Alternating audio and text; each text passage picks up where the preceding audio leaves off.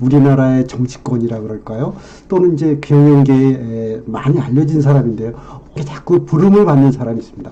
홍정욱 전 국회의원이며 경영인인데 이분에 대한 방송을 이수욱 TV에서 작년에 다뤄봤습니다. 이분이 SNS를 중심으로 해서 인스타그램도 있고 페이스북도 하는데 그중에 인스타그램을 멈추겠다고 하니까 그것이 이제 촉발이 돼서 인터뷰를 했더라고요. 정치를 할 의향이 없다. 정치권을 떠나고 나서 다시 정치하겠다는 생각을 한 번도 가진 적이 없다. 라고 이렇게 밝혔습니다. 그럼에도 불구하고 최근 그 일이 불거지는 것이죠. 서울시장 선거, 그 다음에 내년으로 다가온 대선입니다. 이 두 가지 우리나라의 큰 이슈, 정치 이슈 때문에 홍정욱 의원을 자꾸 인터뷰하려는 사람도 많고 관련된 테마주의에서 주식시장도 반영이 되고 있는. 그러다 보니까 마침 최근에 이 에세이집을 하나 내게 됐어요. 그 에세이집이 보면은 50이라는 에세이집인데 나이가 이제 51세 이렇게 됐어요. 수록된 것이 50개의 에세이. 그래서 이제 의미를 아마 50으로 두었던 모양입니다. 부록을 지나서 이제 지천명 하늘의 뜻을 안다 이런 의미에서 이제 아마 이렇게 정한 것 같은데요. 근데 이제 이게 어떤 의미냐 하면은 지금 이제 자동차로 따지면 저도 그렇지만 이제 이렇게 악셀레터를 밟고 그다음에 브레이크를 밟고 운전을 하지 않습니까? 이것이 이제 4차 산업혁명기에 들어서서 최근에 특히나 모빌리티 사회가 되면서 자율주행이 되고 전기차 시대가 되고 수소차 시대가 도래를 했습니다. 다시 말해서 세상의 판이 바뀐 거죠. 그래서 게임 체인저라고 저도 in search of 게임 체인저 다시 말해서 세상의 게임 체인저를 찾는다. 그렇게 사람이 될 수도 있겠고, 사건이 될 수도 있겠고, 그 다음에 이제 어떤 그 제품이 될 수도 있다는 얘기입니다. 그래서 홍정욱 전 의원에 대해서 오늘 또 마침 이제 인터뷰를 해서 조선일보하고 인터뷰를 하신 것 같아요. 동아일보도 조금 나오고 그 부분을 제가 좀 읽어봤습니다. 조선일보 타이틀이 뭐라고 되냐면 홍정욱 서울시장 출마 안 해. 이 얘기는 지난번에 했던 얘기입니다. 그 다음에 지금은 나 자신과 싸워야 할 때라고 이제 이렇게 뽑았어요.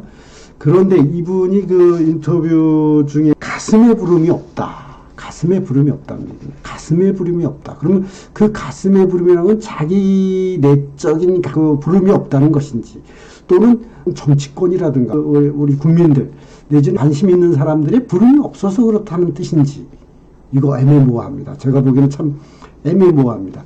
다시 말해서 자기 본인의 자발적 동력이 없다는 이야기인지 아니면 주위에서 정말 꼭 필요합니다. 시대가 부릅니다라는 시대의 부름이 없다는 얘기. 저는 시대의 부름으로 좀 이렇게 해석을 하고 싶습니다. 본인이 한 자발적인 동력이 있을 수도 있고 없을 수도 있죠. 본인의 욕구가 그걸 하고 싶어도 못하는 경우도 있지 않습니까? 못하는 경우가 이제 몇 가지 이유는 이미 나와 있죠. 그 딸 문제, 딸이 이제 마약에 관계된 이분의 어떤 뭐라 그럴까요? 자꾸 발목을 잡는 겁니다.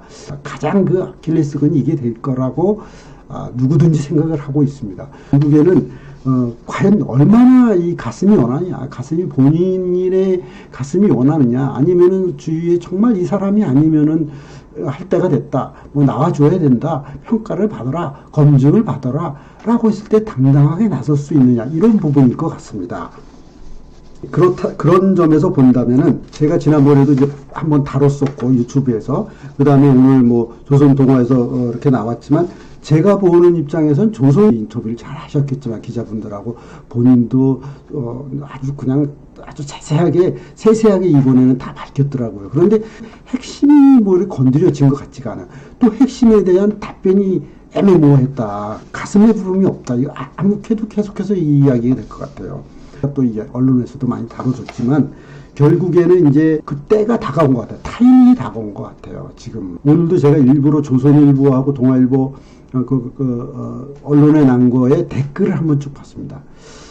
환영하는 사람도 있고, 또 이제 계속해서 간 본다, 그만하면 됐다, 이제 나오지 말아라, 이런 얘기도 많이 봤습니다. 결국에는 긍정과 부정이 혼재돼 있죠.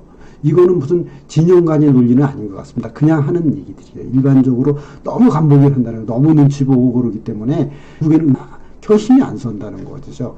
결심이 안 선다 보니까 결정이 안 된다, 이런 걸로 받아들여집니다. 두 가지식으로 먼저 말씀을 드리고 핵심적인 걸. 지금은 이제, 과연, 내년도 대선에 또는 올해 이제 있을 서울시장 후보에 누가 나왔으면 좋을까? 누가 이렇게 좀 한번 경쟁을 해서 정말 국가를 위해서 국민을 위해서 한번 뛸 수 있을까? 뭐 이런 부분입니다. 그런데 지금 나온 후보들에 대한 만족도가 그렇게 강하냐? 그렇지 않을 수도 있다는 거예요. 이제 그 양진영으로 보면은 뭐 이쪽에서는 두 분이 이미 이제 당 대표하고 또 경기도지사가 나오시고 또 이쪽에서는 뭐 뚜렷하게 떠오르는 인물은 없는데 대통령의 경우 현직 검찰총장이 지금 자꾸 이렇게 이야기되고 있습니다. 현직 검찰총장이 지금 대통령 후보로 예를 들어서 선호도가 1위를 간다거나 3위 간다는 거 이게 이제 참 애매모호합니다. 사실은 지금 그분이 그만둔 상태도 아니고 그만두고서 정치를 한다고 딱히 이야기한 적도 없는데 사회에 봉사하고 공헌한다는 의미의 운은 띄었지만은 자기가 뭐 대통령이 돼서 뭘 해보겠다 이런 얘기도 안 한 것이거든요. 물론 홍정욱 전 의원도 마찬가지입니다. 그런데 어떤 시대적인 여망 또는 국민들의 요망이 그렇다는 얘기시겠죠.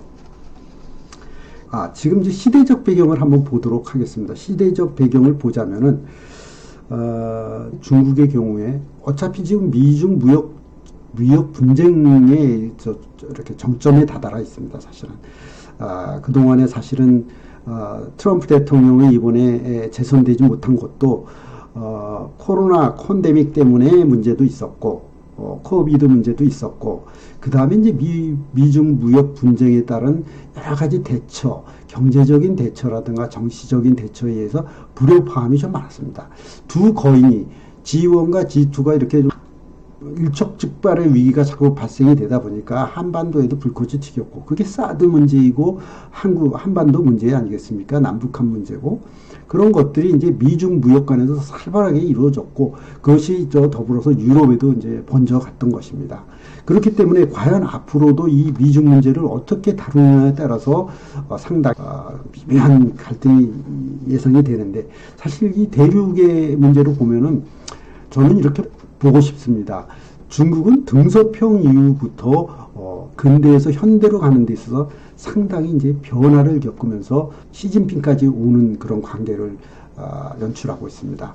그래서 중국은 지금 어느 정도 안정 기반기에 들어가 있습니다. 안정을 다져서 더 이제 피치를 올리는 중입니다. 그렇게 따진다면 러시아는 어떻습니까?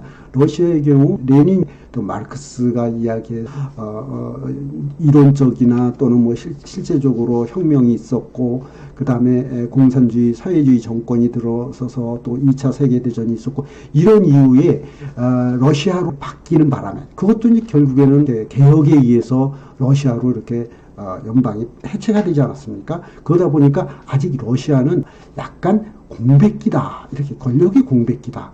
권력이 보는 글로벌 사회에서의 공백기를 좀 지나고 있지 않느냐, 휴식기가. 그 다음에 일본의 경우에는 사카모토 료마라는 일본 근대사에 지대한 영향을 미친, 다시 말해서 일본이 막부 정권을 200년 동안 하는 동안에 미국하고 교역하고 세계의 문을 열고 사카모토 료마가 어떤 혁명을 일으키고 하는 동안에 근대사회로 가는 동안에 큰 분기점이 됐다 이렇게 보는 것이죠. 그런데 일본도 그 이후에 뭐 근대 정권이 들어오고 2차 세계대전을 겪은 이후에 그렇게 뭐 자민당이 오랫동안 잡고 최근에 아베 정권과 스가 정권이 들어서는 사이에 또 공백기가 온 겁니다. 그렇기 때문에 지금 코로나에 대한 대비도 좀 이렇게 안절부절하고 우왕좌왕하고 혼란에 빠진 것입니다. 저는 그렇게 본다는 것입니다. 우리나라의 경우에는 이 한반도의 경우에는 물론 남북한이 대치되어 있지만 박정희 대통령이라는 분이 가난을 없애겠다라는 보릿고개를 없애겠다라는 경제계획이라든가 또는 그러한 그 의지에 의해서 물론 이분이 과도 많습니다. 여러 가지 그 과도 많은데 산업화와 민주화의 그 와중에 나타나서 산업화를 어떻게 보면 그 개인의 어떤 그 여망 또는 국민들이 정말 가난해서 못 살겠다라는 거를 어느 정도 이렇게 씻어냈다 이렇게 보여집니다. 그렇기 때문에 오늘날 우리나라가 전 세계 한 10위권에 들어가지 않습니까? 그런 것까지 왔습니다. 그런데 이제 그 이후에 우리도 이제 약간의 공백기에 들어갔다. 여야가 서로 이렇게 주고받고 이러는 동안에 서로 노정된 것이 많습니다. 불협화음도 많고 국민들에게 아직까지 와닿지 않고 그래서 이제 저쪽을 좋아하는 사람도 저쪽을 좋아하고 저쪽을 좋아하는 저쪽을 좋아하고 이러는 사이에 촛불이 있었고 최근에 들어서는 법무장관 몇 분이 지금 계속해서 이제 그 우리나라 전국의 블랙홀이 돼서 막 이런 상황입니다. 한쪽에서는 그분들이 계속 뭔가를 역할을 해줘야 된다라고 그러고 사법 개혁을 해야 된다고 그러고 이것이 잘못 이용되고 있다 이런 얘기를 하지 않습니까? 그렇다 보니까 시대적으로 공백기의 전환점에 게임 체인저가 나타나줘야 되겠다 이런 거를 바라게 된 겁니다. 배경을 저는 그렇게 봅니다. 그러니까 우리 주위의 강대국들의 그 상황, 강소국인 우리나라의 상황과 혼합해서 한번 이렇게 논점을 잡다 보면은 왜 지금 이렇게 되었느냐, 왜 누군가를 바라게 되느냐는 그런 역사적 배경이 있다라는 겁니다. 그래서 홍종욱 전 의원의 경우 역사적으로나 타이밍적으로 지금 이렇게 자꾸 이야기 될 수밖에 없는 겁니다. 이쪽으로 한번 나와봐 달라라는 부름이 있는 것입니다. 근데 본인은 그것을 그 가슴의 부름이라고 칭하는데 이건 어떻게 보면 구체적으로 실체화적으로 얘기하면 국민의 부름이고 시대적인 여망이 될 수도 있다. 저는 그렇게 보여집니다. 그래서 타이밍은 상당히 이제 더 이상 뭐 이거 더 놓치면 또는 더 미루면은 이게 어떻게 되겠습니까? 그 개인으로도 힘들고 국가적으로도 그렇게 바람직하지 않을 수 있겠다. 어찌됐든 나와서 검증을 받고 한번 피 터지게 한번 싸워야 되지 않느냐 이런 생각이 제 생각이 든다는 것입니다. 그래서 명분으로서는 충분히 이제 시기가 도래했다 이렇게 보는 것입니다. 더군다나 조금 전에 제가 언급했던 미국과 중국의 이런 지금 대치 국면, 미중 무역 분쟁이 바이든으로 정권이 넘어가서 이제 21일 날 대통령 취임식을 하게 되면 이게 이제 급물살을 탈 겁니다. 지금 바이든 대통령은 상당히 IT 쪽이라든가 이쪽에 상당히 많이 알고 강합니다. 그래서 이제까지 해왔던 트럼프 식의 그런 무슨 그런 방식이 아닙니다. 아주 글로벌적으로도 중국을 더 신축적으로 좀 압박을 할 테고 우리에게도 마찬가지입니다. 우리에게도 아주 신축적으로 유연하게 안보에 대한 문제도 좀 다르게 그 부담 문제도 다르게 접근할 것입니다. 이런 예리한 이 사람과 아주 그 또련한 바이든과 상대하기 위해서는 우리의 대처도 보통의 리더가 바이든과 대처하다가는 데미지가 클 수도 있습니다. 이제까지 해오던 그런 방식의 덜 디지털화되고 덜 디지털 포메이션 된 다시 말해서 사회와 경제적으로는 엄청나게 발전해 나가고 있는데 이거를 못 쫓아가는 분들이 리더가 또 된다면은 자 이거 어떻게냐 하는 것이죠. 또 우리 문제에만 너무 매몰되다가는 이 국제 관계에서 우리는 소외되거나 또는 이제 한마디로 그냥 거래거리가 돼가지고 또 어려운 일에 처할 수 있다는 것입니다. 홍정욱 전 의원을 얘기하자면 스탠포드도 나오고 그다음에 하버드 대학도 나오고 법 지식도 많죠. 또 거기에다가 경제적으로도 박죠. 그리고 이제 이분이 가지고 있는 게 또 경영적으로도 코리아 헤럴드를 잘 성공시켰다. 채식주의자를 위한 사업을 하지 않습니까? 그런 거를 보면은 채식주의자를 표방하는 만큼이나 굉장히 온순하고 또 그렇기 때문에 너무 이제 여러 가지 딸 문제라든가 이런 것 때문에 신경을 과도하게 쓰는 것일지 모른다는 것입니다. 다시 말해서 자기 단점이 좀 이렇게 있더라도 강점이 강하면 그 강점으로 나설 수 있어야 된다는 생각도 드는 것입니다. 그래서 제가 좀 정리를 하자면은 지금 타이밍적으로 나설 때가 됐다. 그래서 본인이 결론을 내려야 됩니다. 결정을 지어야 됩니다. 제가 보기에도 지금 50쪽으로 해서 이렇게 낸다거나 또 그거에 대해서 또 인터뷰도 하고 그러지 않겠습니까? 또 북콘서트도 할 수 있겠는데 그런 거는 이제 의미가 좀 약해집니다. 결론은 내야 되는 겁니다. 그래서 분명히 본인은 안 나서겠다. 서울시장 선거에도 안 나서겠다. 그 다음에 이제 대통령 선거에도 안 나오겠다. 선은 긋습니다. 그러나 그 선 긋는 것이 자꾸 영혼을 주는 거예요. 가슴이 부르지 않는다거나 이런 애매모호한 그런 표현은 이제 의미가 없습니다. 정확히 해서 결론을 내는 것이 좋지 않을까. 그것이 국민들이나 또는 시대의 부름에 분명히 선을 그어주는 이야기라고 봅니다. 제가 알기로는 인스타그램을 최근에 다시 이제 시작을 해서 제가 들여다보고 그랬더니 상당히 뭐 잘 돼 있죠. 인스타그램에 쓰는 글도 좋고 다 좋습니다. 그러나 그것이 어떤 정치적인 아주 적극적인 그 정치 현장이라든가 우리 살아가는 현장하고는 동떨어질 수 있다는 겁니다. 그것이 마치 본인이 속한 어떤 그 집단이라든가 본인이 생각하는 그 아젠다에 계속 머물고 있어서는 안 된다는 얘기입니다. 정치는 현실이고 그 다음에 세상 살아가는 것은 굉장히 현실입니다. 여러분 이 방송을 보고 계신 분들도 그분에 대한 호감이 있거나 호감이 없거나 이미 머릿속에 알고 있을 겁니다. 어떻게 보면은 홍정욱 전 의원이 나서서 뭔가를 검증을 한번 받았으면 좋겠어요. 그렇게 해서 부정론자들이 얘기하는 뭐 간복이라든가 계속 간을 봐서 지금 그 선호도가 떨어진다 그러는데 인기도가 떨어진다 그러는데 그 말 틀리지 않습니다. 계속 이렇게 가다가는 그런 것이 강할 것 같습니다. 홍정욱 전 의원이 개인적으로 제 개인적으로도 결론을 내려줬으면 좋겠다. 그것이 이렇게 어디나 이런 거에서는 그렇게 아직까지는 결론이 나지 않을지라도 충분히 자기 마음속에 결론이 나야 된다는 생각입니다. 그래서 자기 자발적 능력 자체는 이미 결론이 나 있고 나름대로 기반을 만들어야 된다. 이런 말씀을 드리고 오늘도 게임 체인저 이수 PD가 이렇게 방송하고 있는 게임 체인저를 이렇게 시청해 주셔서 감사드립니다. 특히 이제 구독이라든가 조회를 통해서도 확인이 되고 있습니다. 제가 어떤 방향으로 방송을 해야 될지 그렇기 때문에 게임 체인저를 하고 있는 겁니다.